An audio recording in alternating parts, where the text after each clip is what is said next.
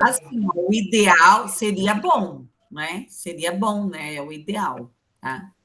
Então, assim, pessoal, hoje nós vamos fazer as nossas apresentações do trabalho, tá?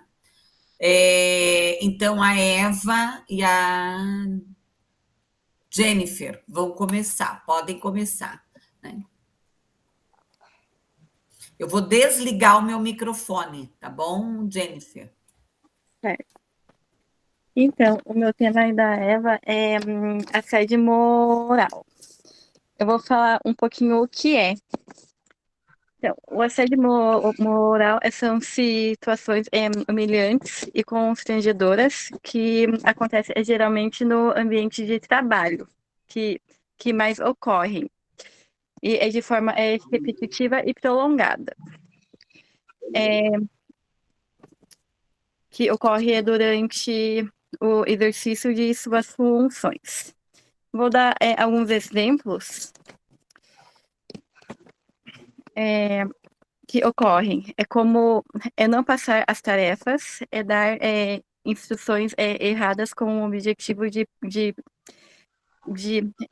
de prejudicar o colaborador, o funcionário, expor o funcionário publicamente, fazer brincadeiras ou críticas em público, forçar a demissão do funcionário e proibir os colegas de trabalho a conversarem ou impor horários injustificados para ele permanecer no trabalho. E como identificar isso? O agressor geralmente ele grita ou fala de uma forma desrespeitosa, ele quer impor punições e quer dar tarefas impossíveis de serem cumpridas ou determinar prazos incompatíveis para a finalização do trabalho. E também tem isolar fisicamente o trabalhador para ele que não tipo, para que ele não se comunique com os outros funcionários. Também é limitar, às vezes, que o colaborador vai no banheiro ou em algum local, ou até mesmo de conversar com alguém. Daí a Eva vai continuar falando um pouquinho. Boa noite, professora. Boa noite a todos. Eu vou falar um pouquinho os principais lugares que ocorrem, né, o assédio moral. Normalmente ele está presente mais nas áreas de trabalho e ele vem das gerências, dos líderes, dos diretores. É sempre um cargo maior que o seu. Então, o assédio ele vem geralmente de um nível hierárquico acima do seu, tá? Tem uma lei de proteção que diz que assédio moral é crime. Ela está prevista no artigo 146 do Código Penal, que diz o seguinte, que um assediador pode ser detido por até 2 anos se atentar contra a dignidade de alguém no ambiente de trabalho. Então, hoje em dia tem essa lei que protege você para que não ocorra constantemente esse tipo de situação. Eu também pesquisei que tem uma pesquisa global realizada pela OIT que revelou que 1 a cada 5 pessoas no mundo já sofreram algum tipo de assédio no ambiente de trabalho. Isso significa 74,3% milhões de pessoas no mundo. 54,4% das vítimas normalmente não compartilham em canais oficiais e não denunciam. Normalmente elas compartilham essa experiência com parentes ou amigos próximos porque elas têm medo de falar os abusos que elas sofreram, né? Aqui no Brasil, tem uma pesquisa feita pelo IBGE em 2018, que 5 milhões de pessoas já sofreram violência psicológica no ambiente de trabalho. Tem uma segunda pesquisa também que foi feita de acordo com o Tribunal Superior do Trabalho, que foram registradas mais de 77,5 mil novos casos de assédio moral. Então, para hoje em dia, né, em pleno 2023, é um número muito alto, né, quando se diz muito sobre empatia e melhores condições de trabalho no ambiente organizacional, né? Tem como denunciar, tem canais, algumas empresas, não são todas também, tem empresas que têm os canais oficiais que você pode denunciar, você também pode denunciar diretamente no site do Ministério do Trabalho e pode ser feito anonimamente, você não precisa se reconhecer ali para denunciar uma agressão, né, um assédio moral. É muito importante que as empresas falem sobre isso, né? É uma coisa que ainda na prática não é tão falada. A empresa normalmente ela vai abafando o caso, sem ter um diagnóstico muito preciso, né? Então, incentivar as pessoas a falarem sobre o assédio moral, a compartilharem.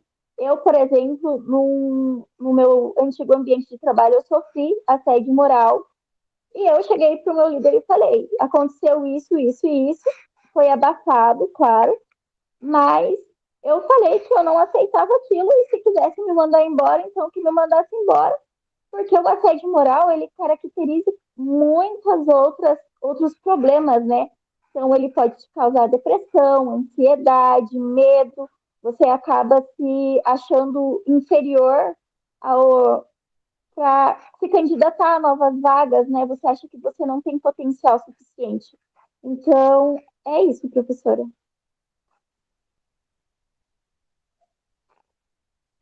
Alguém tem alguma Pessoal, pergunta? alguém quer fazer alguma pergunta ao grupo? O que que eu vou pedir para vocês irem anotando os temas, tá? Então, vocês anotem, eu gostaria que vocês fizessem isso, que vocês anotassem os temas e as ideias principais. Aí, na próxima aula, nós vamos retomar, nós vamos fazer um feedback do trabalho, tá ok? Mas parabéns, né? A gente vai bater palma, assim, né? Tem que ligar e bater palma aí, tá bom? Tá ok? E muito bem, tá? Pois não, Eva, pode falar. Não, só queria saber se alguém tinha alguma pergunta, alguma questão, queira compartilhar a mais. Ok, tá? Eu vou deixar os comentários para eu fazer ao final, mas parabéns pelo trabalho, tá? O Obrigada, trabalho, ele professora. vale peso 3, tá? De 0 a 3, tá bom? Vocês duas tiraram a nota máxima, tá ok? Parabéns. Obrigada. Obrigada, professora. Ó, eu pedi para colocarem aqui no chat a sequência, quem quiser ir apresentando, né? Qual é o próximo grupo? É o nosso, professora. É o da Stephanie quem?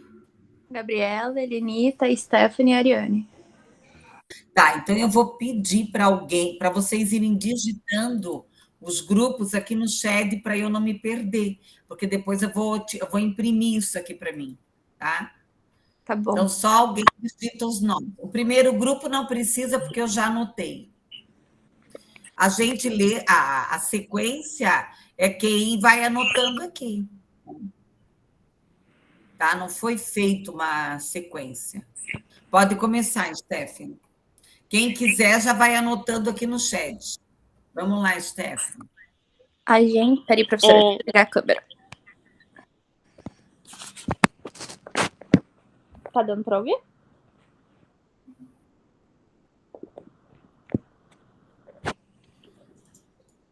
Tá dando pra ouvir, professora? Tá sim, Elenita. Tá sim, Um Stephanie. pouquinho. O primeiro Tá bom. grupo foi sobre assédio moral, tá? Assédio moral. Tá? A gente vai falar de transtorno para estresse pós-traumático. E a minha parte, eu tô lendo, professora, porque foi muito corrido no trabalho, eu não consegui dar uma estudada bem, então eu vou ler, porque eu prefiro assim. Quais são os tratamentos? Primeiramente, os tratamentos de estresse pós-traumático incluem terapia, e existem vários tipos de terapia. São a terapia cognitivo-comportamental, que é o TCC, a terapia de exposição, terapia de dessensibilização e reprocessamento do movimento ocular, que é o EMDR. Os medicamentos antidepressivos também podem ajudar, mas pode não ser recomendado. Pode ter ansiedade, mas o melhor é ter o suporte familiar, dos amigos. E também fiquei com a parte de como evitar. É muito difícil evitar, porque a gente não sabe o que vai acontecer na vida de uma pessoa após alguma morte, alguma perda, algum acidente. Então, a gente não pode falar que ela não vai ter. Não tem como evitar isso, mas pode ter a ajuda de algum amigo ali para falar, não, vai ficar tudo bem, se precisar eu tô aqui. E foi isso que essa foi a minha parte. Daí, o site de referência que eu peguei foi eu peguei a maioria, professora, de site de fora dos Estados Unidos, então é bem difícil de falar. Daí, se você quiser, eu posso te mandar no e-mail, que eu não vou conseguir falar.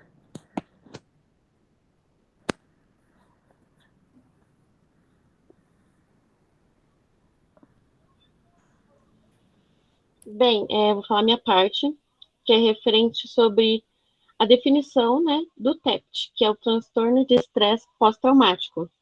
Ele é um distúrbio, né, caracterizado pela dificuldade da pessoa se recuperar por vivenciar algum acontecimento trágico, assustador, né, como teve no filme, alguns casos de violência, outros casos de abuso. Então, varia, assim, conforme a pessoa vivenciou na vida dela, né. Alguns estudos epidemiológicos mostram que o transtorno de ansiedade, o TEPT, é o terceiro mais prevalente. Então, é algo bem comum com algumas pessoas. Essa condição pode durar meses ou anos, né? A pessoa pode ter alguns gatilhos de flashes, né? Do que aconteceu, daquele momento que ela passou, que fez ela ter esse transtorno. E isso pode gerar desde intensas reações emocionais, né? Como crises, ou até físicas. O CID referente à doença é o F43.1, que indica que o paciente apresenta um estado de estresse pós-traumático, condição provocada por evento de natureza ameaçadora ou catastrófica, que é referente a algum momento traumatizante na vida da pessoa.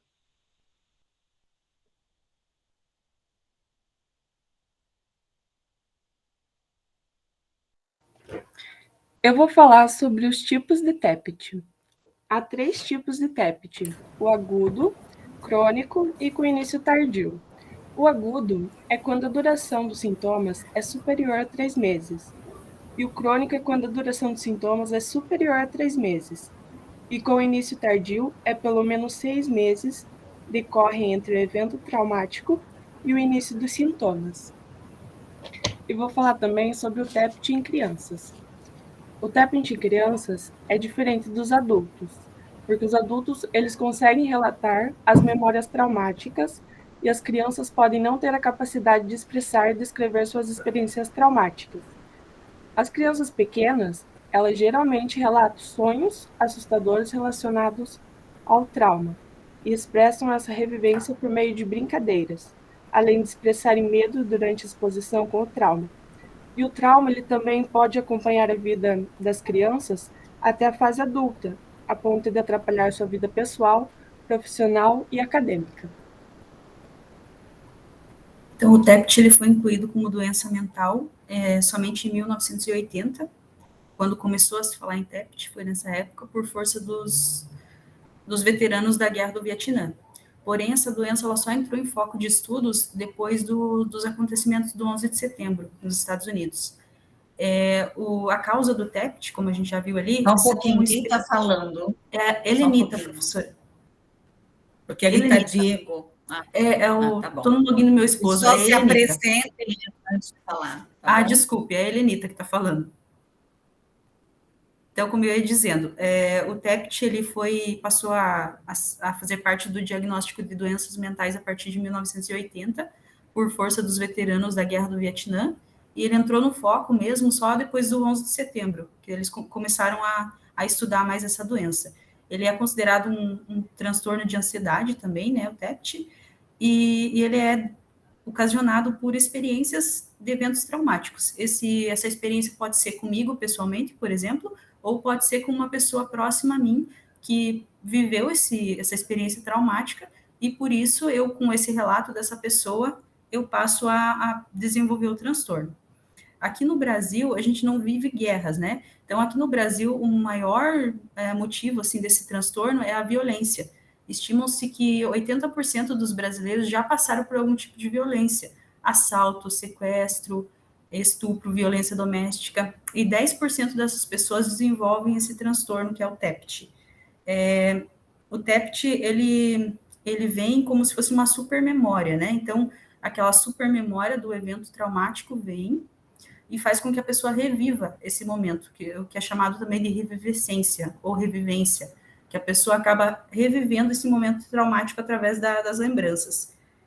Pode durar semanas, pode durar meses, pode durar anos, pode durar a vida toda, né? Ele não tem cura, mas tem tratamento, como a gente já falou, e algumas pessoas deixam para procurar ajuda só depois de 2 anos ou mais de ter passado por essas experiências traumáticas.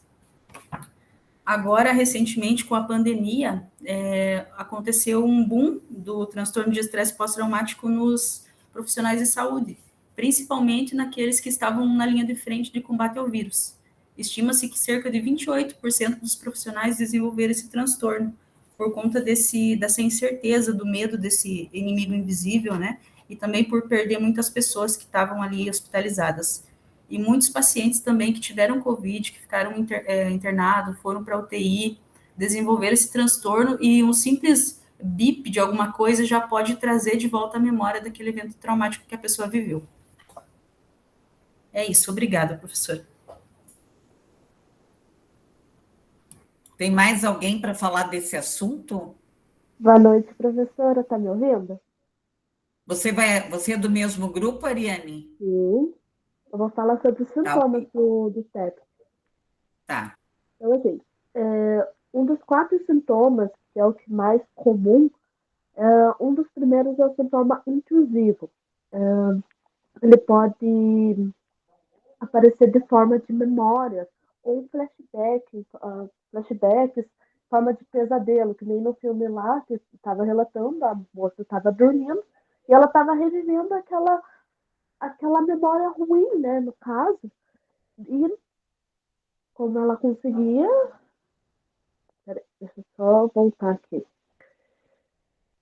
No caso, assim, ela estava revivendo aquela memória e ela tentou agredir o pai dela, achando que era o agressor que estava causando aquilo tudo, né? Então, isso são memórias que eles revivem são memórias indesejadas e involuntárias. Que nem, por exemplo, os veteranos de guerra, que as meninas comentaram lá em cima. Às vezes é algum toquezinho, assim, eles revivem toda aquela memória que estava lá do transtorno, né? O segundo sintoma é o sintoma de esquiva. A pessoa ela vai evitar tudo, evitar sair de casa, evitar fazer atividade, evitar conversar com as pessoas, ela vai se isolar, ficar no mundinho dela. E não vai conversar, vai evitar as pessoas que realmente tem, né, aconteceu alguma agressão dentro de casa, vai começar a evitar aquela tipo de pessoa, não vai entrar em lugares que lembre o local que, né, aconteceu a situação, ou algum cheiro também pode começar a lembrar a pessoa dessa situação.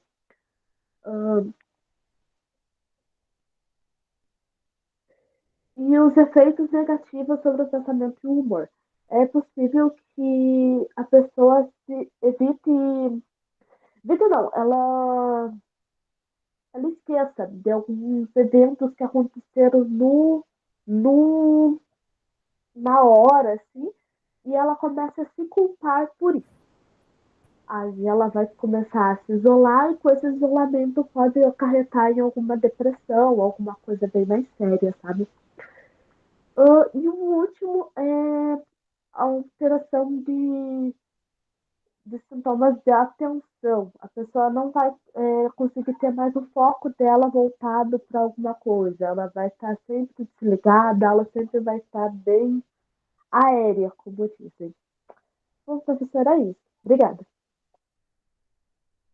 Professora, como exemplo, eu posso citar o meu tio, porque meu tio e meu pai, né, que eles são irmãos, eles perderam meu avô muito cedo, quando eles tinham, se eu não me engano, 7, 9 anos, e recentemente perderam a mãe também, a minha avó.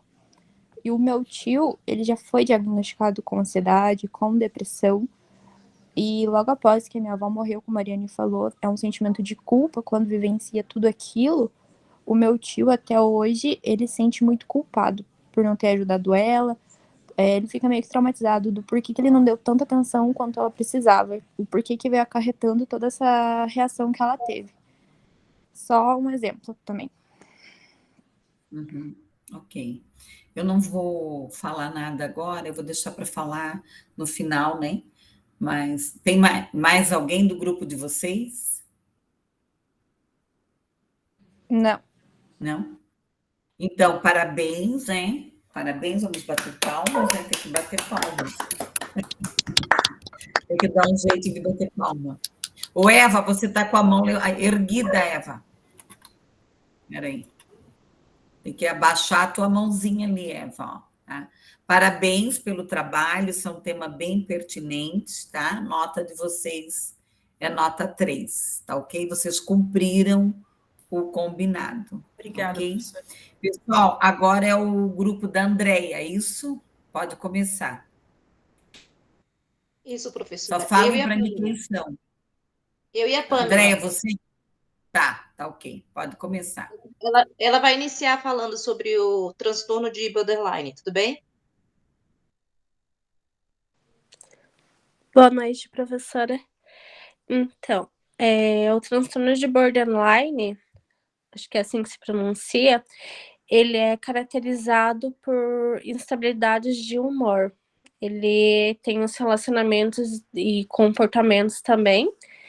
Além disso, ele tem os tipos conhecidos também como transtorno de personalidade. Ele pode ser chamado também dessa forma. Cerca de 1,7% da população vive com esse transtorno, e entre que fazem tratamento, procuram ajuda, ele está entre 15% a 28%. As causas que podem ocasionar, pode ser genéticos, ligado a alguma genética da família, algum parente, ambientais também, como, por exemplo, algum trauma de infância, alguma coisa que aconteceu quando era pequeno, e neurológicos também. E as pessoas que têm o transtorno de borderline, eles têm as principais características, que é instabilidade emocional, medo de abandono, também dificuldades de autopercepção e impulsividade elevada também. Aí eu pesquisei também que quem tem esse transtorno, ele pode estar se aposentando por invalidez, porque é considerado uma síndrome mental grave, por incapacitante e praticamente incurável, porque o borderline ele não tem cura. Ele tem ajuda, remédios controlados, mas ele não tem cura. Aí, para quem tem isso, para a gente poder saber lidar com pessoas que têm borderline, é mostrar, ter empatia, se importar e também prestar atenção no que você fala, nos gatilhos, na comunicação. Acho que é isso a minha parte. Bom, agora eu vou explicar os graus de intensidade desse transtorno, né? Quais são os graus?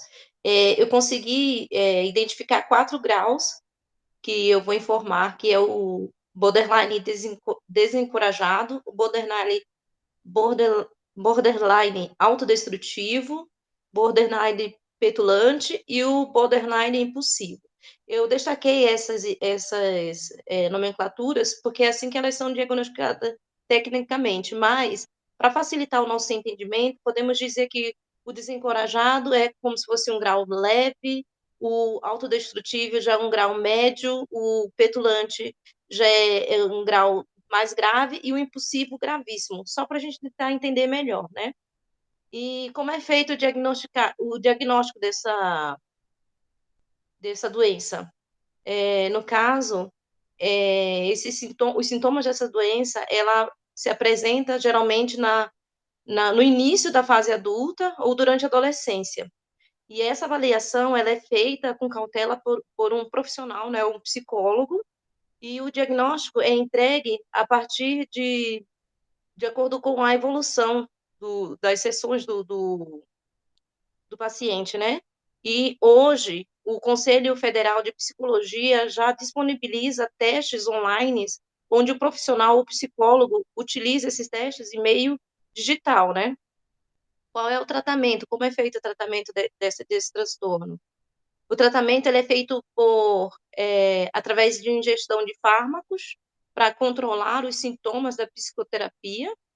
Também é feito pela terapia cognitiva comportamental, que é conhecida como TCC, e essa terapia ela também é indicada para a família e os amigos. Por quê? Para que eles aprendam a conviver de maneira harmônica, né, com o paciente ou com a pessoa em si, e também aprenda a respeitar os espaços e os momentos da pessoa, né?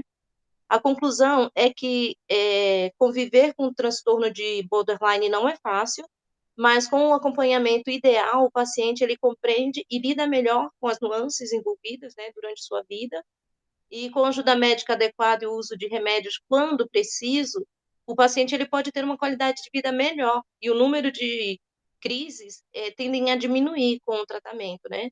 E uma observação interessante que eu fiz questão de registrar no trabalho é que por a síndrome de borderline se confundir muito com outras doenças, como, por exemplo, com transtorno bipolar e outras doenças, é imprescindível que o paciente ele busque a ajuda do profissional, para que o profissional consiga identificar.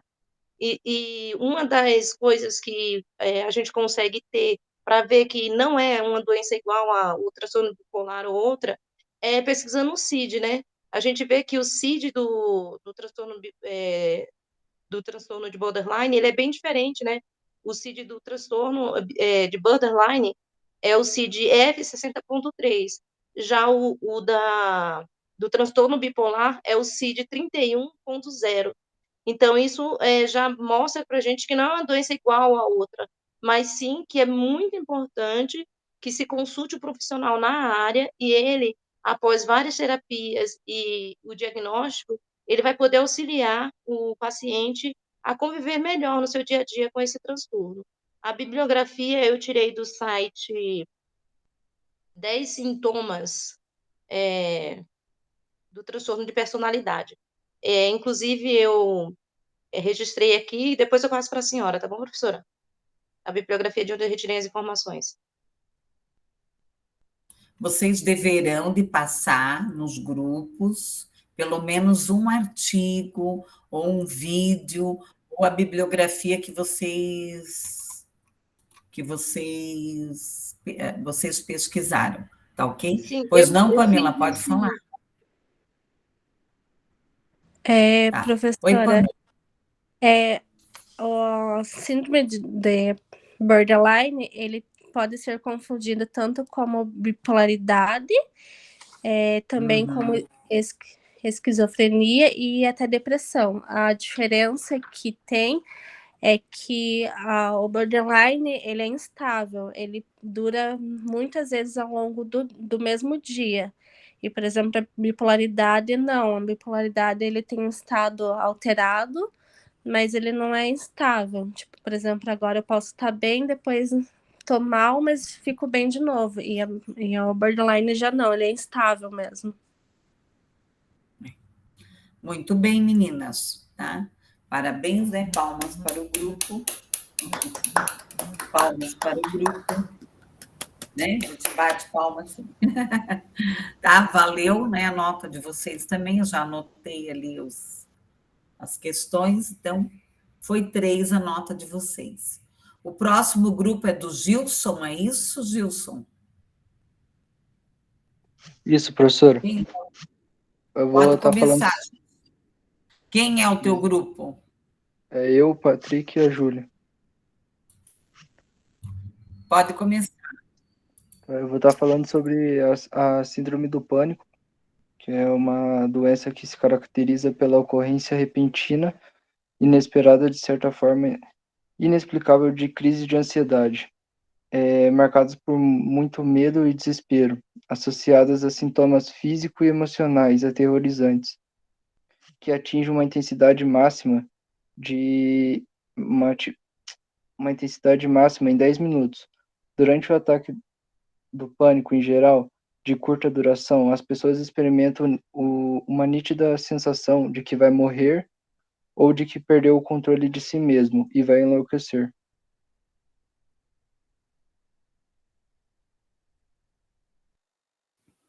Síndrome do pânico. Ok, quem é Sim. agora o Patrick? Patrick, professor. Síndrome do pânico. Sintomas da síndrome do pânico. Os sintomas da síndrome do pânico são basicamente os mesmos apresentados por quem sofre ansiedade. No entanto, as reações físicas são extremamente intensas. Por exemplo, medo de perder o autocontrole. O autocontrole ajuda a ter inteligência emocional para guiar as emoções negativas. Pode também ter a sensação de morte, sentimento de medo extremo, temor de um perigo não localizável, perder a sanidade e a identidade, ficar em isolamento, problema com os pensamentos, sono e etc. Pode também ter reações físicas, como tremores, formigamentos, calafrios, tontura, sensação de falta de ar e etc. As causas e fatores dos riscos da síndrome. Não há causas específicas conhecidas, mas sabe-se que o conjunto de fatores hereditários, ambientais e psicossociais estejam relacionados. Há certas situações vividas que podem contribuir com o desenvolvimento da síndrome do pânico, como sofrer algum abuso moral no trabalho ou na escola, sofrer um assalto, sequestro ou acidente, ou até mesmo a morte de alguém próximo.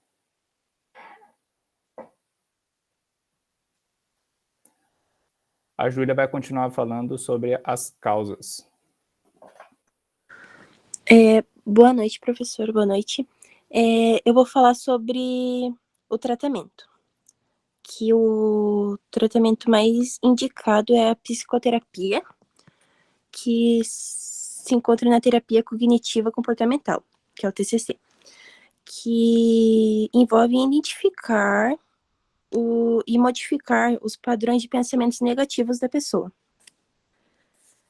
E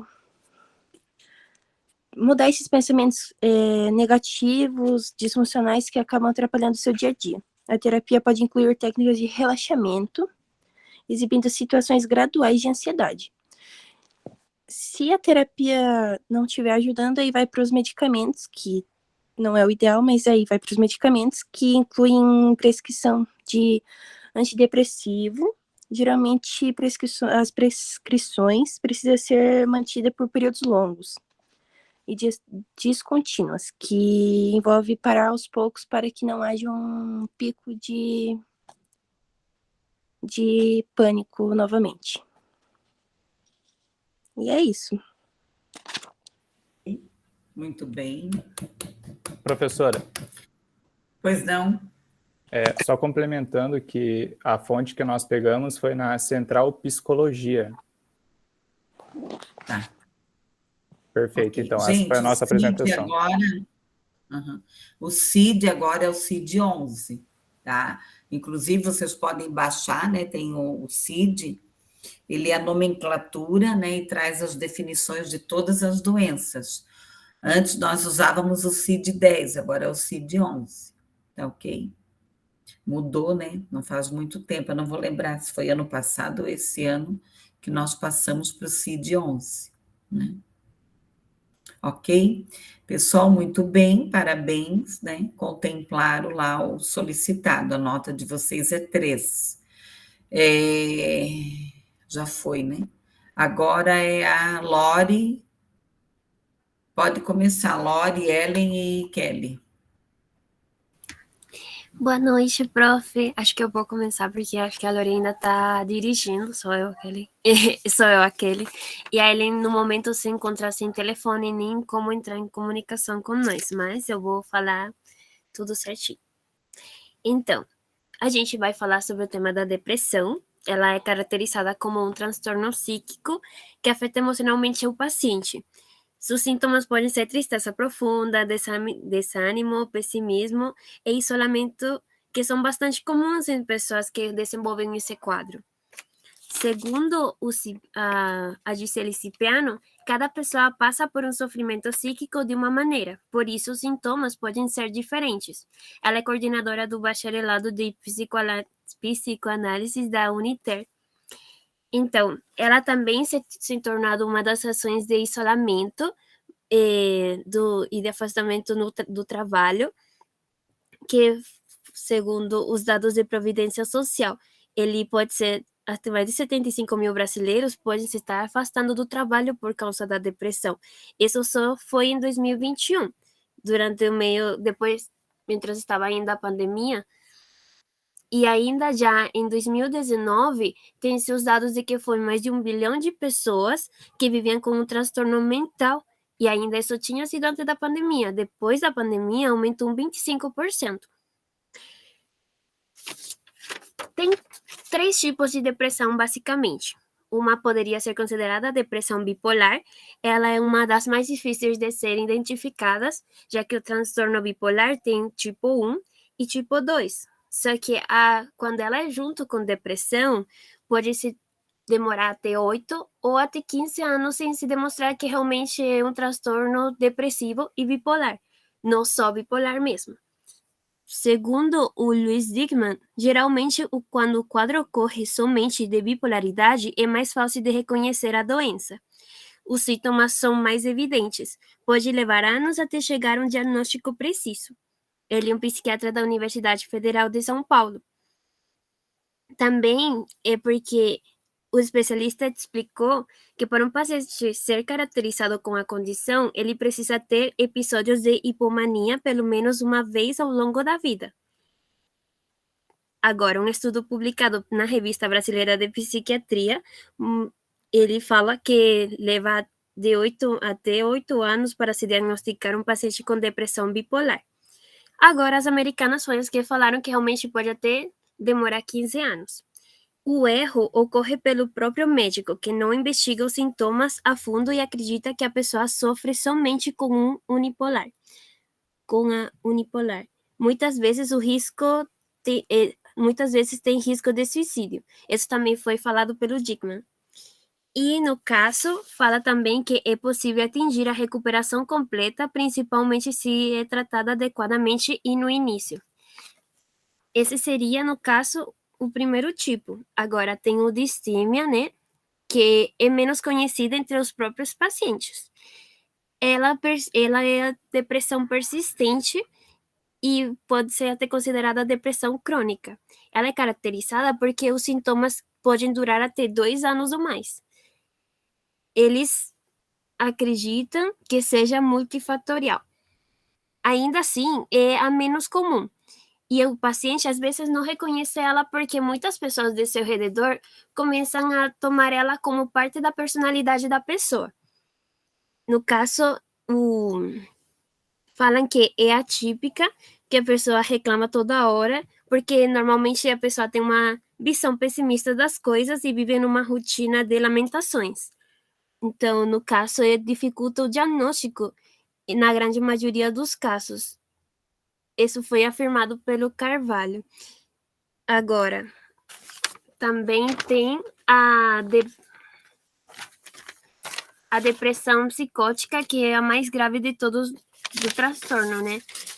Já que, no caso, ela tem uma alteração dos 5 sentidos. A pessoa pode chegar a ter até problemas, tipo, reações agressivas. Mas ela normalmente é gerada por traumas também. Que, no caso, entra um pouco ali o transtorno de estresse pós-traumático. É a que pode ser gerada por isso também. Questão de a morte de um familiar. E é fundamental distinguir os vários tipos de depressão, porque o tratamento de cada uma delas é diferente. Todas elas normalmente são tratadas com psicoterapia e, no caso, com medicamentos, mas como elas são mais específicas, pode ter também um tempo determinado de tratamento. A gente também tem as formas de ajudar uma pessoa com depressão, ainda que nós não sejamos médicos. Principalmente é ser compreensivo e não subestimar a depressão. Porque uma pessoa que tem depressão é uma pessoa que realmente está com uma doença. Se você subestimar, a pessoa já está tendo mesmo pensamentos negativos que você só aumenta porque não dá o valor do que ela está sentindo realmente. Também a gente tem que incentivar as pessoas a procurar ajuda, porque muitas vezes a pessoa simplesmente não quer sair de casa, não quer saber nada, ela só fica se hundindo na sua tristeza, no seu estado. As pessoas também devemos ajudar a que elas cuidem de si mesmas, porque muitas vezes elas se descuidam até na questão de saúde, de comida, e é importante você demonstrar que você está atento. Não precisamente você tem que carregar como uma pessoa, como se fosse um bebê, mas você tem que cuidar dela, tem que saber que ela não está sozinha. É importante você tentar fazer que as pessoas saiam da sua casa, que pode convidar, por exemplo, para uma caminhada, e não precisa forçar uma conversa. A pessoa tem que saber que você está ali, mas não precisa pressionar ela para falar com você. Também você tem que questionar os seus comentários negativos. Se a pessoa fica falando, eu sou horrível, eu não servo, Não, você não tem que brigar com essa pessoa para ela pensar diferente. Você simplesmente faz questionar. Por que você fala isso? Que é o que te faz pensar desse jeito? E, no caso, também tem o pessoal que fala como se você não sair desse quadro, eu vou te deixar. Não é a ideia. Que não tentar resolver as coisas com punições. Você tem que demonstrar apoio, não ameaçar a pessoa, porque isso faz que a pessoa sinta ainda mais ansiedade, e a ansiedade, ela pode aumentar o quadro depressivo. Não esperar resoluções rápidas, porque normalmente ele não vai sair disso em 1 mês, 2 meses, como eu falei. Ainda uma das mais estranhas, ela pode tardar até 2 anos, que é a que recai todo o tempo. A bipolar tem até 8 anos para ser diagnosticada e a outra não é rápido, nunca vai ser rápido. Kelly, só um pouquinho. A Lori chegou, tá?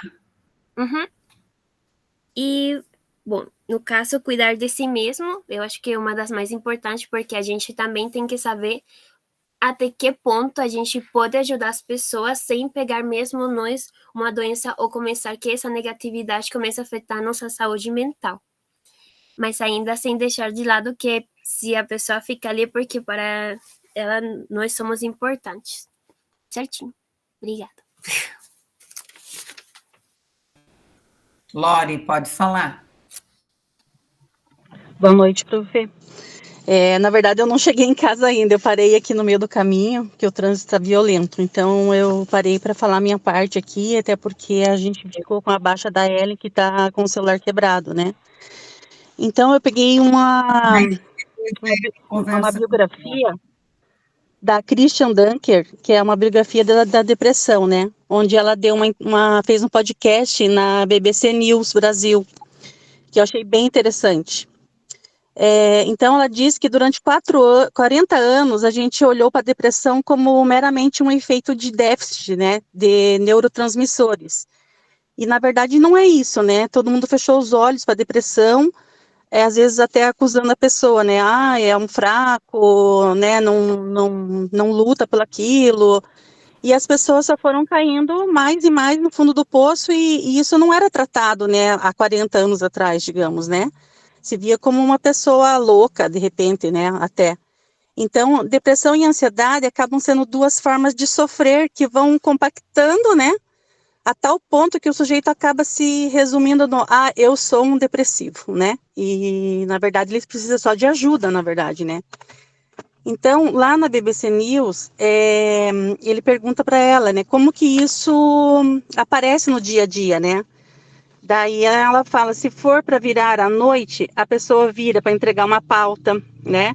Se for para trabalhar no fim de semana, ela trabalha, se for para prejudicar alguém, né? Não, né? Mas ela vai a fundo no caso, né? Ou seja, a pessoa foi criando um esquema de relações profundamente ofensivos, né? Para o cuidado desse sujeito, né? Do sujeito. Então, ela fala que são 2 procedimentos básicos, né? Que tem muito a ver com a emergência da depressão. Diante da contrariedade, module a realidade. Então, mude de país, de casa, de relacionamento, de ambiente, né? O segundo altere a paisagem. A paisagem mental, né? Tome uma coisa, cheire outra, tome outra coisa para dormir, acorde, pule, dance, né? Então, precisa de ajuda essa pessoa, né? Então, e daí também ele pergunta para ela se há alertas sobre a incidência de depressão durante e após pandemia, né? Você acha que estamos discutindo as perdas o Brasil está vivendo, né? Isso, né? Ela fala que se for por um lado o descaso da condução da crise sanitária pelo governo, o desdém pelo luto e a ausência de reverência com pessoas que pertenciam à cultura constituem uma tragédia particular brasileira. Por outro, marca a negação do luto, né? Então, tipicamente o sujeito diz, não perdi nada, eu só ganhei. Isso não são números, curvas e tal. E a pessoa não vê que quem está sofrendo perdeu, sofreu, né? E essa pessoa entra num luto profundo e veio a depressão com a pandemia, né? Muitos estão vivendo que eram umas pessoas que viviam uma vida normal e com a pandemia entraram num buraco, né? Entraram em depressão, porque ficaram presos, saíram de várias coisas que faziam, que era normal no dia a dia, e daí veio o tal do fica em casa, e essas pessoas entraram numa quarentena e descobriram a depressão, né? A incidência foi muito alta após pandemia, né? E a outra pergunta que ele faz é sobre, que tem muito falado sobre depressão entre crianças e adolescentes, né? E ela diz que uma criança de 4 a 5 anos que não se dá bem com a tela e que estava nesse momento de descoberta real do mundo tridimensional, ela teve acesso a um novo brinquedo e perdeu, né? E daí ele fala, vai para o outro lado dos jovens, que estão no momento que vou sair de casa, estou começando um novo momento de vida, me formando, entrando na faculdade, e acabam se perdendo também na depressão, né? Porque não se acharam ainda, né? Entram numa confusão mental, na verdade, né? Então, por isso que ela indica muito a terapia, né? Principalmente que nem a gente está fazendo faculdade, acaba entrando num mundo que eu, por exemplo, estava fora há quantos anos? Há 30 anos fora de uma faculdade.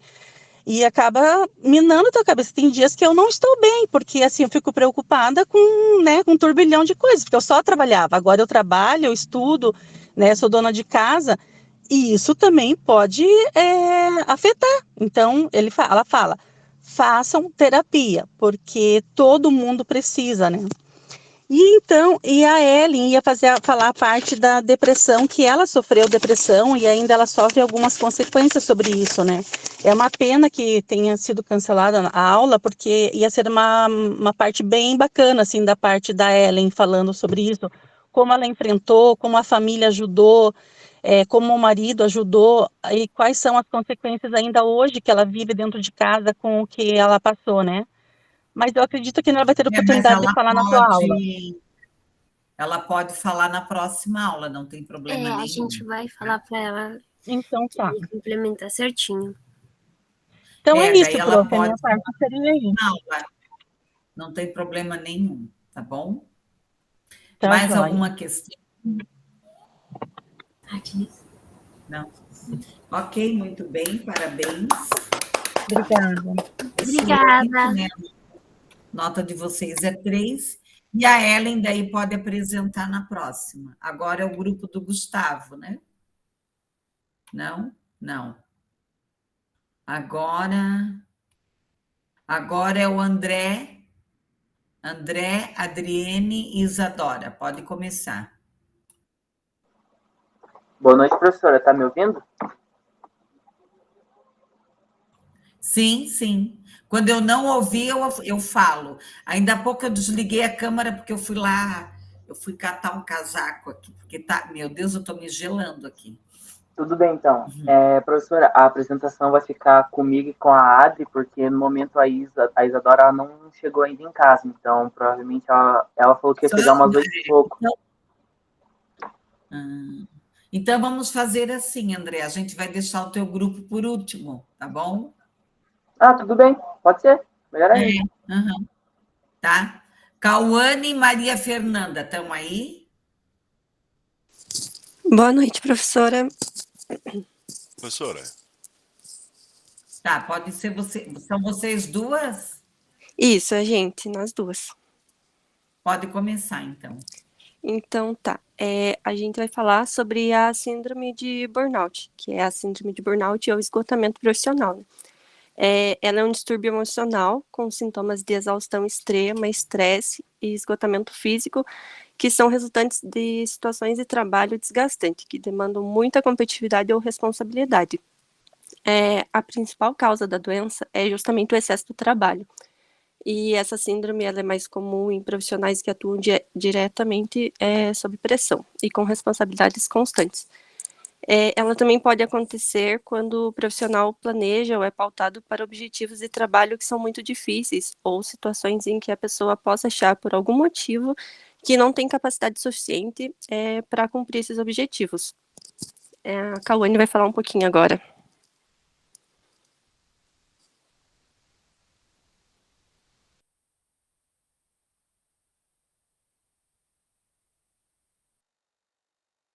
Cauane? Cadê Cauane?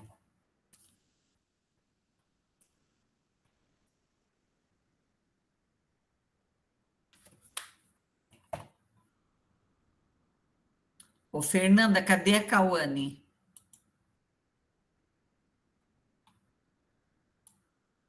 Eu mandei mensagem para ela, professora, mas ela não viu ainda. Deixa eu ver aqui. Porque ela não está aqui, a não ser que ela está com outro nome. Ela entrou. Agora Pode tá falar. ouvindo, professora? Estou te ouvindo, Cauane. Tudo bem, aqui não estava funcionando o microfone. Deixa eu voltar aqui. Eu vou falar um pouquinho sobre os sintomas da síndrome de burnout. Ele envolve os nervosismos, sofrimentos psicológicos e problemas físicos, como a dor de barriga, o cansaço excessivo e tontura. O estresse e a falta de vontade de sair da cama ou de casa constante pode iniciar o início dessa doença. Os principais sintomas, eles são, como a Maria falou, cansaço excessivo, tanto físico quanto mental, a dor de cabeça frequente, a pessoa tem alterações constantes no apetite, insônia, dificuldade de concentração, constantes sentimentos de fracasso, insegurança, negatividade constante, um sentimento grande de derrota, desesperança, incompetência. Ela tem ali alterações repentinas de humor, ela normalmente se isola. Aí envolve a fadiga, pressão alta, dores musculares, problemas gastrointestinais e também alterações ali nos batimentos cardíacos. Esses sintomas surgem normalmente leves e a pessoa pode achar que é passageiro, mas porém pode ser o início dessa síndrome. A Maria vai falar agora de novo sobre um pouquinho do diagnóstico e o tratamento. Então, o diagnóstico da síndrome de burnout ele é feito por um profissional especialista após a análise clínica do paciente. E esses profissionais especialistas são o psiquiatra e o psicólogo, que são mais indicados para indicar o problema e orientar a melhor forma de tratamento, conforme cada caso. E, assim, muitas pessoas não buscam ajuda médica por não saber ou não conseguir identificar todos os sintomas, e por muitas vezes acabam negligenciando a situação sem saber que algo mais sério pode estar acontecendo. E nesse momento, amigos, próximos e familiares podem ser bons pilares no início, ajudando a pessoa a reconhecer os sinais de que precisa de ajuda. A gente fez essa pesquisa no Ministério da Saúde, que, segundo o Ministério da Saúde, né, no âmbito do Sistema Único de Saúde, que é o SUS, a rede de atenção psicossocial, o RAPS, está apta para oferecer de forma integral e gratuita todo o tratamento, desde o diagnóstico até o tratamento medicamentoso. Eu vou falar também um pouquinho agora sobre o tratamento, que é feito basicamente com psicoterapia, mas também pode envolver medicamentos, como antidepressivos e ou ansiolíticos. O tratamento normalmente ele surte efeito entre 1 e 3 meses, mas pode perdurar por mais tempo, conforme cada caso. E atividade física regular e exercícios de relaxamento, eles devem ser rotineiros para aliviar o estresse e controlar os sintomas da doença. Após o diagnóstico médico, é fortemente recomendado que a pessoa tire férias e desenvolva atividades de lazer com pessoas próximas, amigos, familiares. E os sinais de piora surgem quando a pessoa não segue o tratamento adequado, e com isso os sintomas se agravam, incluem perda total de motivação, distúrbios gastrointestinais. Nos casos mais graves, a pessoa pode desenvolver uma depressão, que muitas vezes pode ser indicativo de internação para avaliação detalhada e possíveis intervenções médicas. Assim, é muito importante, acho que em qualquer doença mental, ou doença que for, a pessoa, assim, reconhecer que está passando por isso e buscar ajuda o quanto antes, porque quanto antes você buscar ajuda, menos difícil vai ser de sair daquilo, né? Eu até, depois que a gente terminar a apresentação, até tenho um vídeo que eu queria colocar aqui nas mensagens, para quem tiver interesse em ver. É um vídeo de uma pessoa que ela passou por uma síndrome de burnout, e eu achei, assim, acho bem importante, assim, quem puder ver. Aí depois a gente coloca aqui no chat. A Cauane vai falar mais um pouquinho. Eu vou falar ali sobre como prevenir, né, essa síndrome. A melhor forma de prevenir a síndrome são estratégias que diminuam a pressão ali do trabalho. Então, são definir objetivos profissionais, tanto profissionais quanto pessoais, participar ali das atividades com os amigos e familiares, como a Maria falou, fazer atividades que fujam um pouco da rotina estressante ali do trabalho, da faculdade, como entretenimento, passear, comer, ir no restaurante, no cinema, evitar ali o contato com pessoas que vivem sempre estressadas ou negativas, que estão sempre reclamando do trabalho, fazer atividades físicas regulares, como academia, bicicleta, natação, caminhada, evitar ali o consumo excessivo de bebida alcoólica ou drogas, porque só vai piorar a tua confusão mental. E o principal de todos, que é manter o equilíbrio entre o trabalho, o lazer, a família e a vida social, né? Acho que é isso, professora. Ok, muito bem, né? Parabéns para o grupo, tá? Excelente, né? Trouxeram bem certinho, complementaram, né, o outro pessoal que já tinha trazido. Parabéns, a nota de vocês também é 3, vocês cumpriram com o solicitado, ok?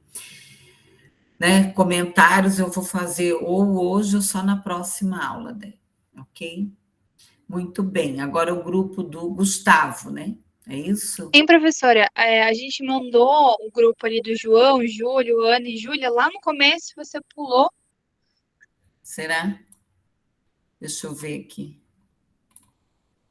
Aqui tem do Andréia, que já foi, Jefferson. Ah, tá. Então pode ser vocês. Eduardo, Gustavo, Jefferson e João? Tá me ouvindo, professora? São Podemos apresentar? vocês? Isso, sou eu, o Eduardo, o João e o Gustavo. São 3, é isso? 4. Tem 1, 2, 3. Pode começar. O nosso tema foi a esquizofrenia. A esquizofrenia é um transtorno mental crônico grave que afeta aproximadamente 1% da população mundial. É caracterizada pela presença de sintomas psicológicos, como alucinações, delírios, pensamentos desorganizados, alterações emocionais e comportamentos, e déficits cognitivos. A condição é geralmente desenvolvida na adolescência ou no início da idade adulta, e pode ser impactada significativamente na vida da pessoa afetada. É também válido citar que é de 1 para cada 100 pessoas, independente do sexo, tanto masculino quanto feminino.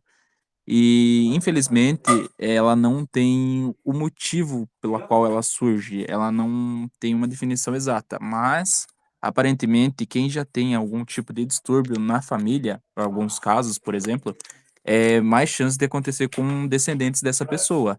Não é algo exato, digamos assim, tem vários gatilhos para que se possa acontecer esse distúrbio com a pessoa.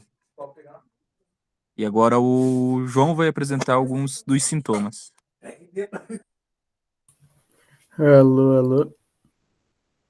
Não sei se estão conseguindo ouvir bem, porque meu microfone é uma situação meio triste. Mas Não, então... João, nós estamos escutando bem. Ok. De uma maneira geral, os sintomas, eu diria que eu posso separá-los em ganho de características e perca. Pois o ganho das características, como já se disse na questão da alucinação e delírio, foi até apresentado naquele filme que a gente viu, que agora não lembro o nome da protagonista, que era meio desconectada da realidade, escutava voz do além, por assim dizer. Além de um comportamento bizarro, como dito, que basicamente ela tentou assassinar sua própria irmã. Na questão da perda ou diminuição das características, pois eles têm dificuldade de expressões emocionais, uma questão de dificuldade de fala, questão até meio de motivação, que lembra um pouco a depressão.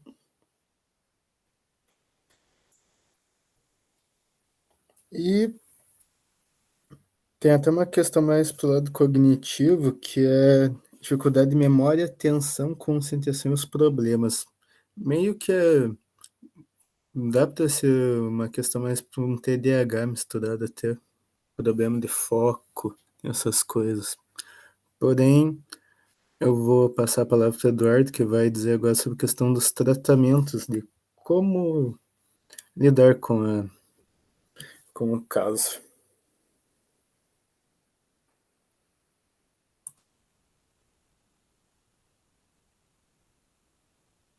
Oi, estão me escutando? Então, a esquizofrenia, ela não tem cura, a cura ainda não foi comprovada, mas há muitos tratamentos. Envolve um conjunto de medidas para amenizar os sintomas.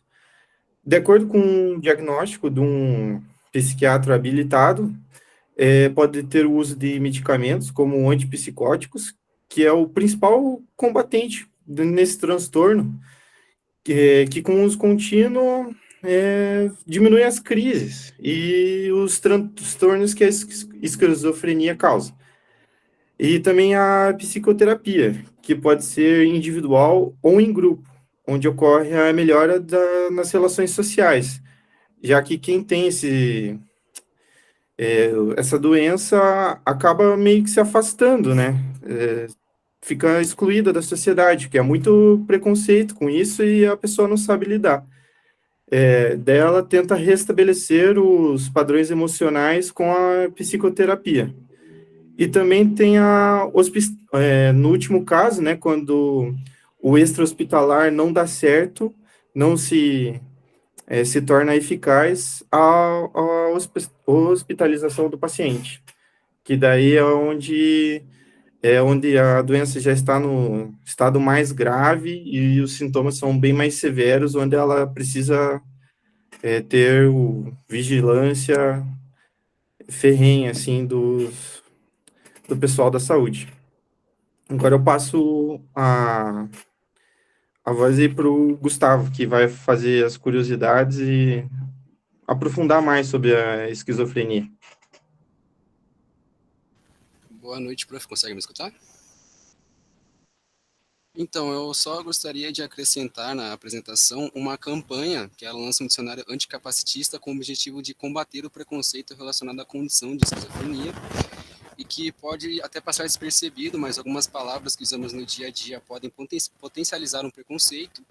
Transtornos mentais como a esquizofrenia são estigmatizados entre termos como imbecil, retardado, demente, surtado e lunático. E para mudar esse cenário, a Janssen, empresa farmacêutica da Johnson & Johnson, ela criou uma campanha chamada de Ouçam Nossas Vozes, que promove a conscientização sobre a doença. O projeto ainda traz um dicionário anticapacitista sobre essa saúde mental. O dicionário nasceu de uma curadoria de palavras feita a partir da vivência de famílias e de pacientes com esquizofrenia e seus respectivos médicos.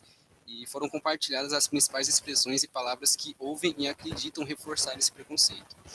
O foco da iniciativa é alertar a população sobre a importância de combater os estigmas relacionados aos transtornos mentais, como a esquizofrenia, além de promover o debate sobre a busca por uma linguagem mais inclusiva. A luta contra o capacitismo, definido como um termo discriminativo que faz referência à falta de aptidão de uma pessoa com alguma deficiência, seja ela física ou mental, em realizar tarefas cotidianas, é longa e complexa. E segundo a equipe envolvida no projeto, o preconceito tem início já na forma como as pessoas usam a palavra esquizofrenia, impactando no entendimento das doenças mentais, aumentando o estigma, dificultando o acesso a um tratamento adequado. Assim, o dicionário procura mostrar origens das expressões para que possamos compreender seus defeitos e adotar alternativas mais inclusivas. Esse material ele pode ser acessado na íntegra de forma gratuita no próprio site da Janssen.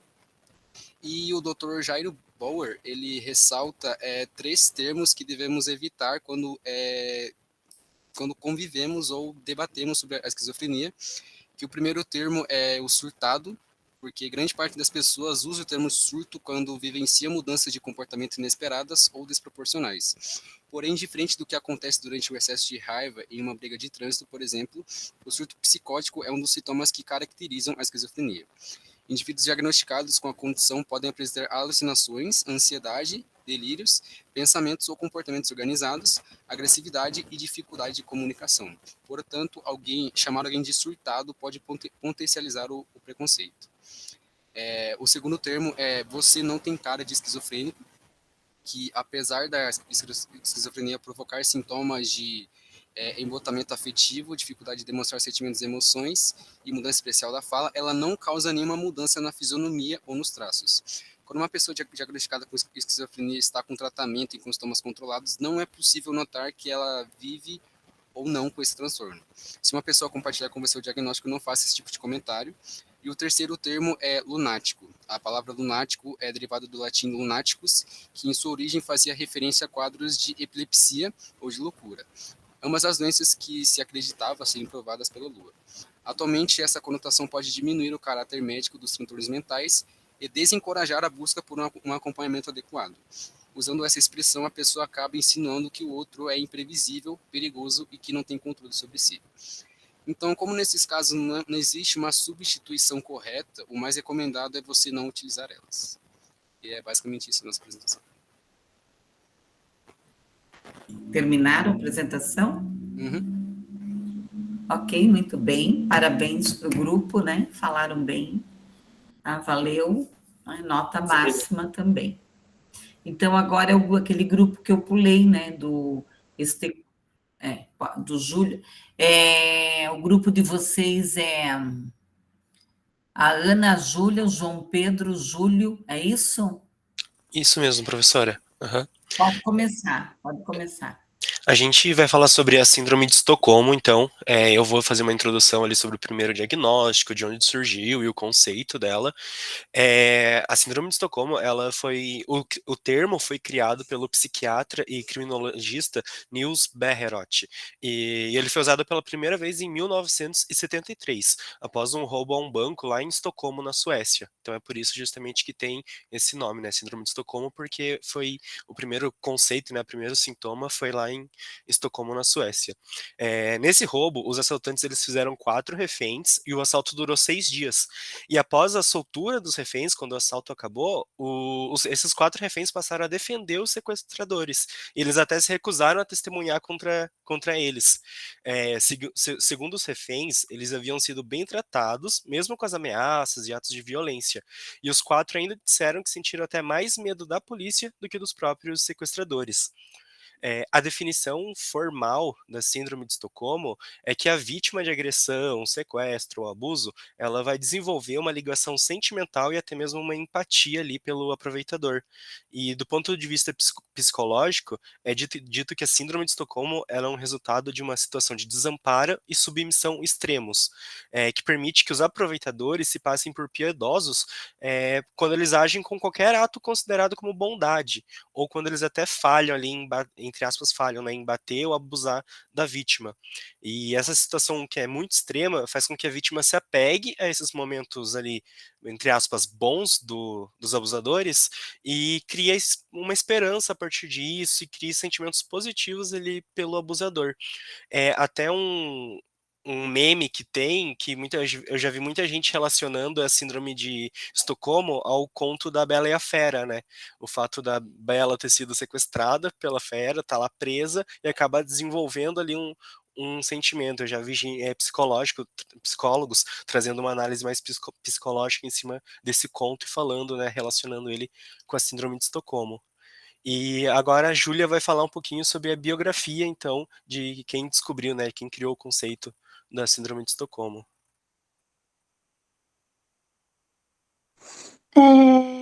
Boa noite, eu vou falar sobre o Nils Begeroth, acho que é assim que se pronuncia o sobrenome dele. Ele nasceu no dia 21 de setembro de 1921, em Estocolmo, e foi um psiquiatra e criminologista sueco. Ele é mais conhecido pelo seu estudo sobre drogas e vício. Foi o primeiro a estudar sobre o uso de drogas ilegais e notar a dependência química como uma doença. Também um dos primeiros a nomear e descobrir a síndrome de Estocolmo. Ele faleceu no dia 29 de novembro de 1988, mas o seu trabalho continua a influenciar o campo da criminologia, da saúde pública e dos estudos de dependência química. E, estatisticamente, é difícil relatar e identificar os casos dessa síndrome, onde a cada 10 reféns tem uma chance de 10 a 20% do refém ter essa síndrome. E é isso. Bom, eu vou falar sobre os sintomas que essa doença, né, pode despertar. No âmbito físico, a pessoa pode ter uma confusão mental, desenvolver depressão, agressão, culpa, dependência do aproveitador e distúrbio de estresse pós-traumático, ansiedade, irritabilidade, impulsividade e timidez. E esses problemas, né, podem acarretar também quadros de restrição de comida, de sono e desestabilização. Já no âmbito social, o desenvolvimento de sentimentos positivos para o agressor, simpatia pelas crenças, valores, objetivos e comportamento do agressor. Então, por exemplo, no caso de roubo que acontece, né, os casos mais relatados são questões assim, reféns de assaltos e tal, eles começam a achar que o agressor tem um bom motivo para estar fazendo aquilo. Eles podem, então, fazer esse desenvolvimento de se identificando emocionalmente, criando um laço de amizade, afeto ou até amor pelo agressor. Sentimentos negativos por polícia, autoridades e outras pessoas que estejam ajudando a vítima a se afastar do agressor. E um ressentimento da vítima por qualquer pessoa que tenta ajudar ela a escapar desse agressor. Aí o Júlio vai falar ali sobre o processo de tratamento. Boa noite, professora. Boa noite, pessoal. Relativo ao processo de tratamento, só um pouquinho antes fazendo um resgate para trazer um pouco mais de atualidade também no conceito do Estocolmo, é legal citar o seriado La Casa de Papel, lançou em 2017, para quem, né, viu aí, ou quem não viu, fazendo uma breve aproximação disso. Tem o Denver, que é um dos personagens protagonistas, assaltando a Casa da Moeda na Espanha, e lá, dentro do assalto, tem a Mônica, uma funcionária do banco, e a partir disso que foi citado aqui pelos companheiros, o bom trato que Denver propicia a Mônica e tudo mais, acaba desenvolvendo, né, essa síndrome, no qual desandei aí por outras temporadas essa questão. Mas trazendo aqui um pouquinho sobre o tratamento, existem 2 métodos de acompanhamento, lembrando também que, como alguns outros casos que aqui foram apresentados, não tem uma cura, então é sempre acompanhamento psicológico. E tem a primeira via, que é pela psicologia, onde ele faz o TCC, né, como já foi comentado aqui por outros, que é a terapia cognitiva comportamental, mas o mais indicado para esse perfil de sintomas, né, desse diagnóstico, é indicado para psiquiatra. A psiquiatria, ela tem outros métodos a partir de questões médicas, né, fármacos, digamos assim, onde facilita o processo para que alguns tipos de sentimentos sejam não inibidos, mas sim tratados numa perspectiva durante o tratamento para acompanhamento. Então, a psiquiatria, além do acompanhamento do profissional, auxilia nesta manutenção, porque é um acompanhamento contínuo, né? Como dito anteriormente, não tem uma cura promulgada. E só mais uns detalhes aqui também que eu acabei anotando, só deixe-me resgatar aqui. Não é considerado uma patologia, então por isso não é descrita como uma DSM ou CID. Ela especula que o vínculo desenvolve por parte do mecanismo da defesa da vítima para permitir que ela simpatize com o sequestrador. E não existe, né, como comentei, evidências que essa síndrome possa exigir um tratamento específico ou ter implicações de longo prazo para a saúde mental de suas vítimas. É isso, professora. Ok, muito bem, parabéns ao grupo, tá? Eu vou deixar os comentários, né, para depois, tá? Mas vocês cumpriram com o solicitado, então a nota é 3, tá? Eu estou fazendo algumas anotações aí que eu falarei, né, depois. O grupo da Isadora está completo?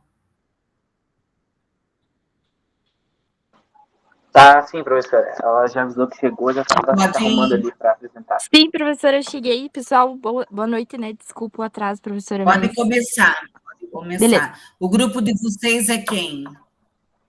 Eu, a Isadora e a Adriene. Quem? Eu, o André, a Adriene e a Isadora. Pode começar.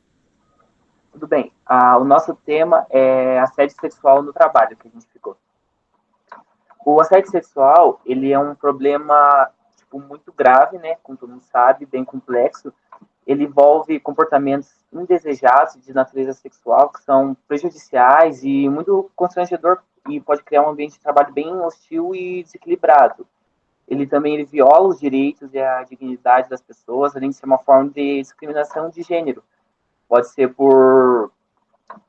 pode começar como comentário, por gestos ou até avanços, né, não solicitados.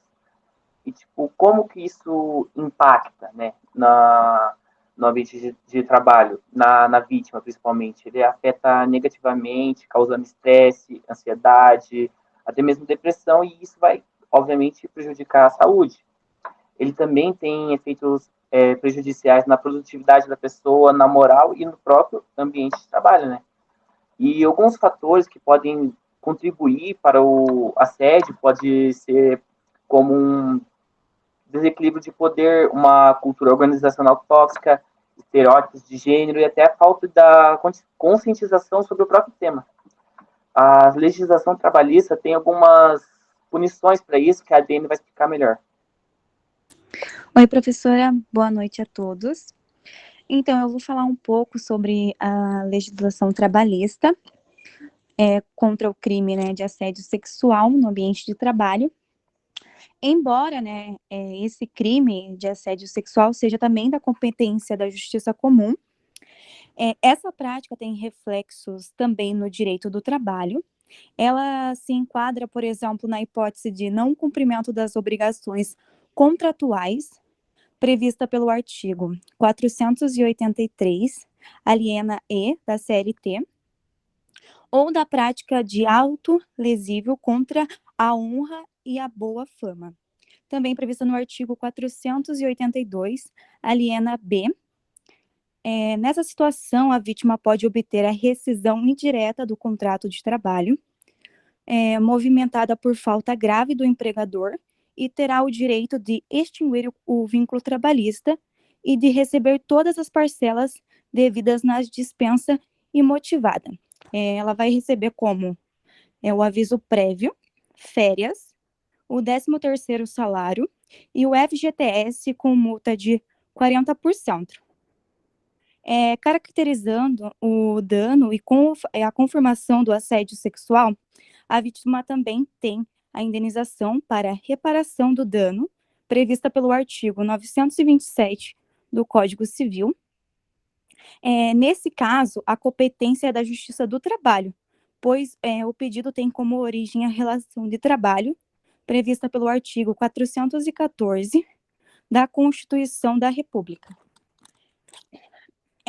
Para a ação de assédio sexual, é preciso a produção de provas. Porém, tem uma certa dificuldade, né, na produção dessas provas, porque geralmente os atos não são praticados em público, são feitos de forma secreta, enquanto a vítima está sozinha. E é de extrema importância ter essas provas, também para evitar alegações falsas.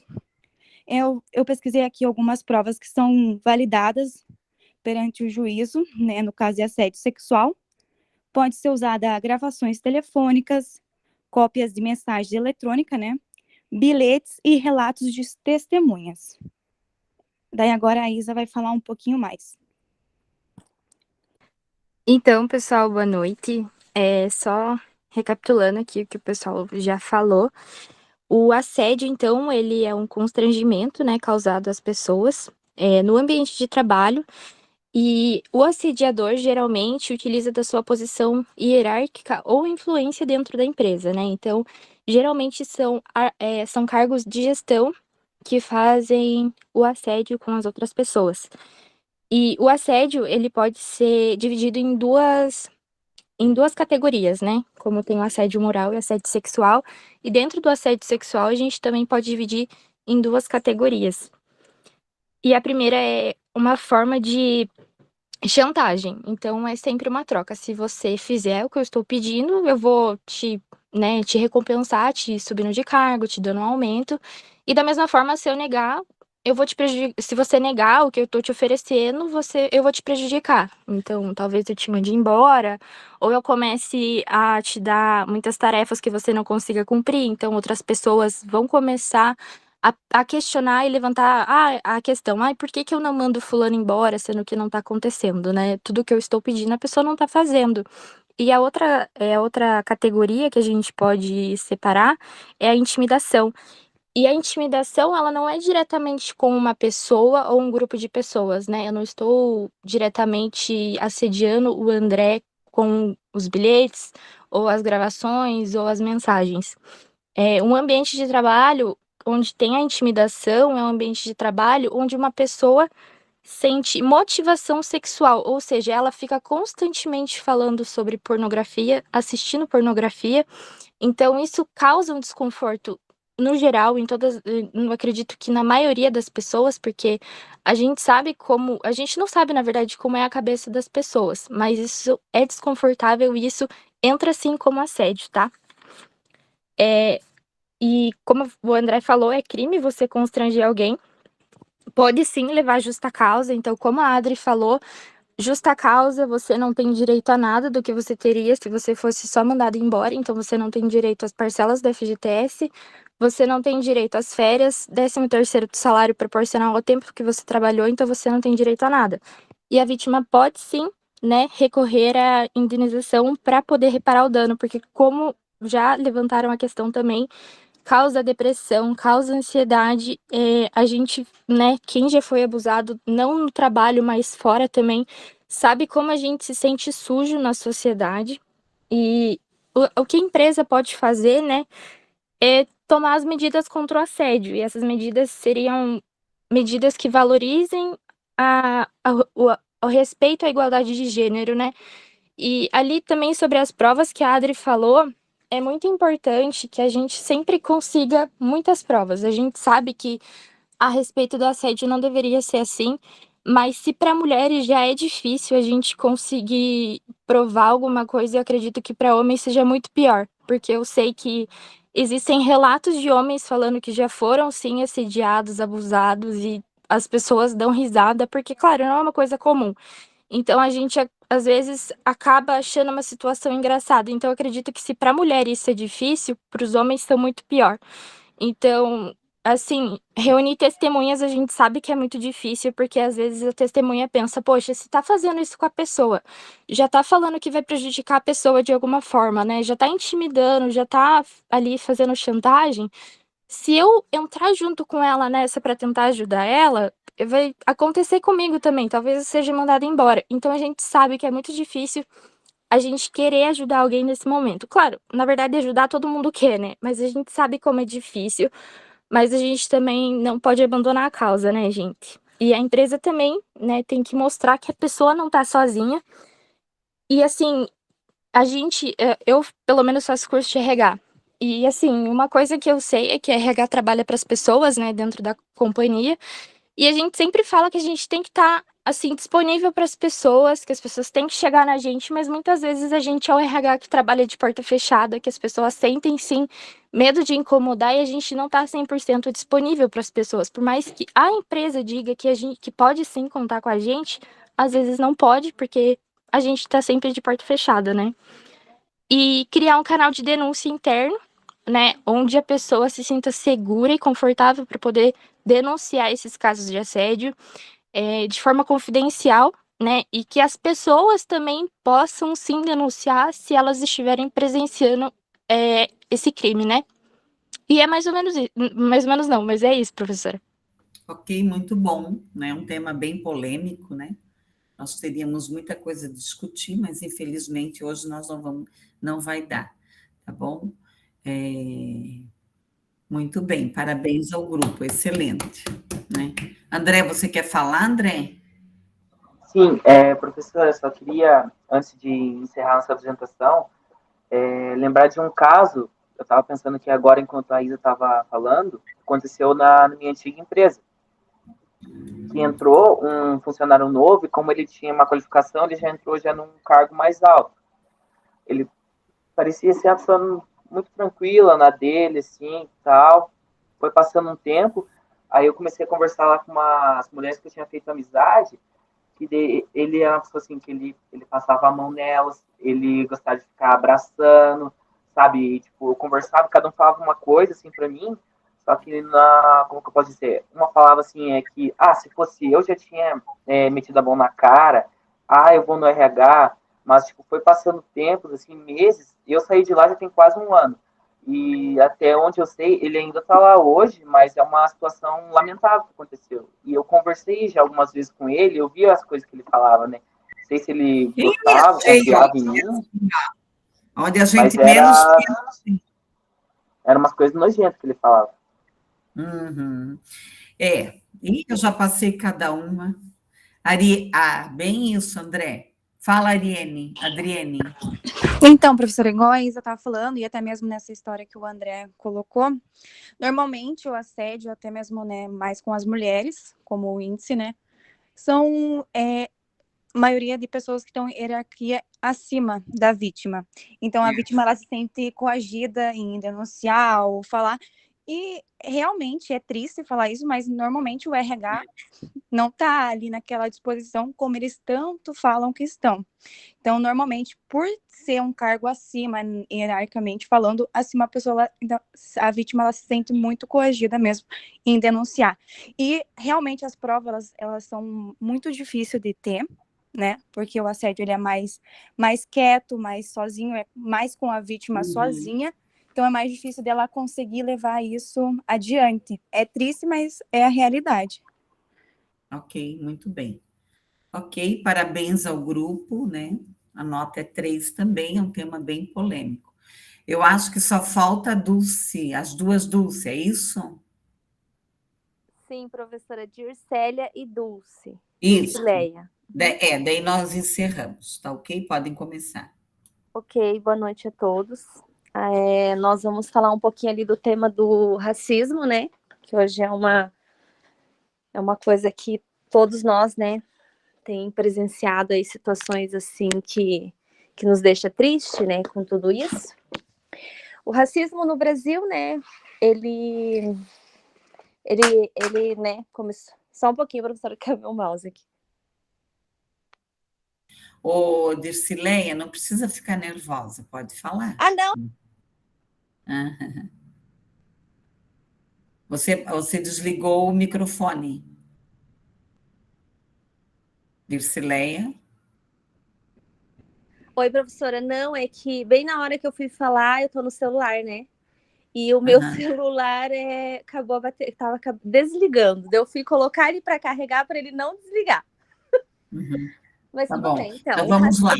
a gente vai falar do racismo, tá, pessoal? O racismo, ele, né, ele tá aí desde a década de ano 2015, o ano de 15, 19.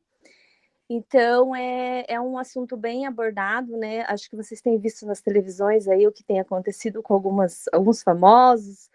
E hoje, no nosso dia a dia mesmo, né? A gente vê, às vezes, acontecendo algumas coisas. Então, o que eu quero levar aqui hoje para todos? Se tem, né? Se vê situação de racismo, denuncie, fale, não tenha medo. Hoje, todos nós temos que ter a consciência de respeitar o próximo, né? Porque hoje todos nós somos iguais, ninguém aqui é melhor do que ninguém, independente da cor de pele, independente, né, de qualquer coisa. Então, eu deixo essa mensagem assim, que nós temos que ser verdadeiros com os outros, se colocar um no lugar do outro e pensar assim, que nós temos que fazer esse mundo ser um mundo melhor, um Brasil melhor, porque eu vejo que o racismo não é só aqui no Brasil, é no mundo inteiro. A gente vê o tempo inteiro acontecendo essas coisas. E isso choca, isso deixa a gente triste. Então, é uma mensagem que eu deixei, eu li um pouco do racismo, é uma coisa assim, que mexe, né, eu acho, comigo pelo menos mexe, porque eu já presenciei situações de racismo, e isso deixa uma coisa bem triste aqui para todos nós. Então, a mensagem que eu deixo assim, vamos se colocar um no lugar do outro, independente da cor da pele, da classe social. A Dulce vai falar um pouquinho, que é a minha colega ali de trabalho. Boa noite, professora. Então, boa noite a todos, né? Dando continuidade aqui, o que seria o racismo?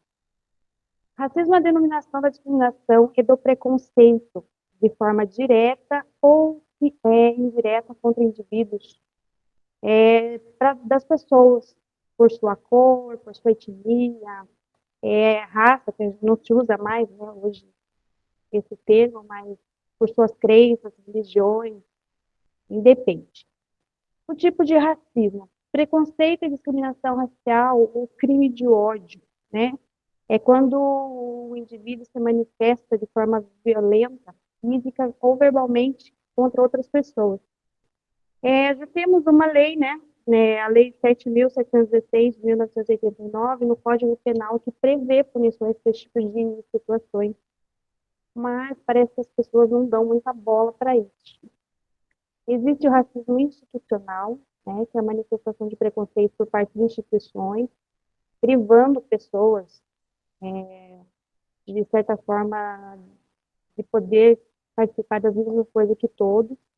Né, a forma como um policial aborda, por exemplo, uma pessoa negra, diferencia de uma pessoa branca, e a gente vê muito isso nos Estados Unidos, né? E quando eles são cobrados pela situação, eles alegam que estão cumprindo o seu papel, estão cumprindo o seu dever, e por conta disso tem muitos protestos com relação a isso, porque a gente sabe que essa diferenciação assim, por cor de pele, né? Existe também o racismo estrutural. Pode continuar, professor? Não, pode continuar. Ok. Existe também o racismo estrutural, né? Que trata-se de um conjunto de práticas, hábitos, situações e costumes que promovem direta ou indiretamente a segregação ou preconceito. E existem inúmeras situações, né? E isso acontece. Por exemplo, o acesso de negros ou indígenas em lugares que foram separados para pessoas exclusivas de elite. O número de negros que tinham acesso à faculdade, a níveis superiores, né? Até que existiu a lei de cotas, era muito superior. Eu acredito que isso venha, acredito não, né? Vem ler, estou sobre o assunto. Esse racismo, ele vem desde a antiguidade, desde sempre, até porque assim, houve lá a Lei Áurea, que né, acabou teoricamente ali com a escravidão, olha, acabou com a escravidão, mas o preconceito ele continuou, até porque as pessoas que foram libertas, que tiveram as suas liberdades, não houve uma política pública que introduzisse eles na sociedade, um estudo, que preparassem a vida deles, né? Eles foram libertos, porém eles ficaram ali, né, indo para lugares onde ninguém queria ir, tiveram que construir uma nova vida. E aí, esses escravos recém-libertos iam morar, tipo, nos morros, em lugares que ninguém queria ir, formavam favelas, não tinha emprego, sem moradia. Talvez não tivesse assim, não sabiam o que fazer naquele momento, né? E aí foram marcados pela miséria, resultante de violência entre a população negra e marginalizada. Quer falar, Célia? Levantou a mão? Acho que não. Tá. Acho que eu estou falando mais do que ela. E aí, diante de todas as situações... Pois não, senhor.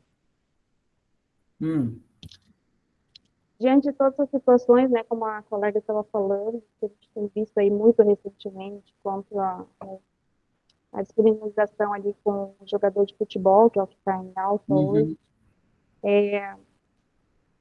os países de supremacia, entre aspas, que eles achavam supremacia branca, e esse racismo cultural, e não mudam. Eu até procurei na Constituição dele, para ver se dizia alguma coisa sobre, não consegui achar, porque o nosso, pelo menos a nossa Constituição, né, todas as pessoas têm que ter dignidade. É a dignidade da pessoa humana, né? O artigo 3º da Constituição diz que promover o bem de todos, sem preconceito de origem, raça, sexo, cor, idade, por quaisquer formas de discriminação. O artigo 5º diz que todos são iguais perante a lei, sem distinção de qualquer natureza, garantindo-se aos brasileiros e aos estrangeiros. Então, assim, eu acho que para eles lá, entre eles, mas eles não fazem com as pessoas de fora, mesmo que a pessoa esteja jogando no time deles, trazendo uma alegria para a sociedade deles, eles não enxergam dessa forma. E aí, o que fazer, né? Como combater esse racismo que está encalacrado na sociedade hoje, né? Acho que uma forma seria apoiar a diversidade, refletir sobre os conceitos, como a colega falou, se posicionar, implementação de políticas, promover a aceitação do outro, né? Porque às vezes nas brincadeiras a gente acaba falando, discriminando de alguma forma, e a gente não se coloca no lugar do outro no sentido de que, como eu me sentiria se eles falassem comigo dessa forma, né?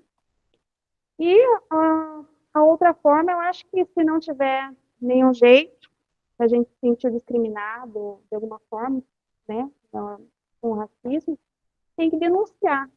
Existem, eu estava vendo no G1, que existe uma cartilha até que ajuda as pessoas que não têm, às vezes, na hora do nervosismo, não sabem nem o que fazer. Até hoje, no meu trabalho, começou um rapaz para trabalhar aqui e ele foi discriminado no antigo emprego, né, pela cor da pele.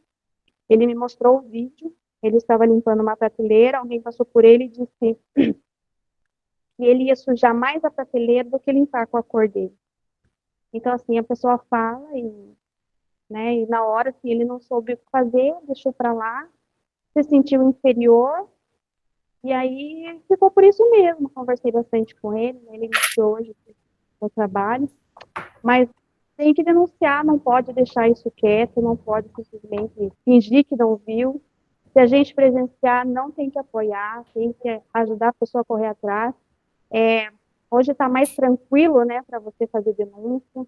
Você já pode ligar na hora para o 190. Tem outro telefone, se eu não me engano, que é o 100. Se eu não me engano, foi colocado à disposição para as pessoas que se sentirem nessa posição e torcer para que esse mundo melhore, que eu acho pouco provável, né? Mas temos que ter um pingo de esperança quanto a isso. É isso, professora. Muito bem, parabéns. Pessoal, então, parabéns a todos os grupos, eu achei excelente os trabalhos, tá? Eu vou dar o feedback para vocês. Na próxima aula, a gente vai fazer uma roda de conversa, discutir, retomar os temas, tá ok? Eu quero agradecer a vocês a compreensão de vocês, tá ok? E até a próxima semana. Alguém tem alguma dúvida, alguma coisa? Só anota, professora, que a professora não disse. Tá, desculpa. Todos tiraram nota 3. Aí é bom. Tá? Todos os grupos que apresentaram contemplaram a nota 3. Tá bom? Obrigada, a chamada professora.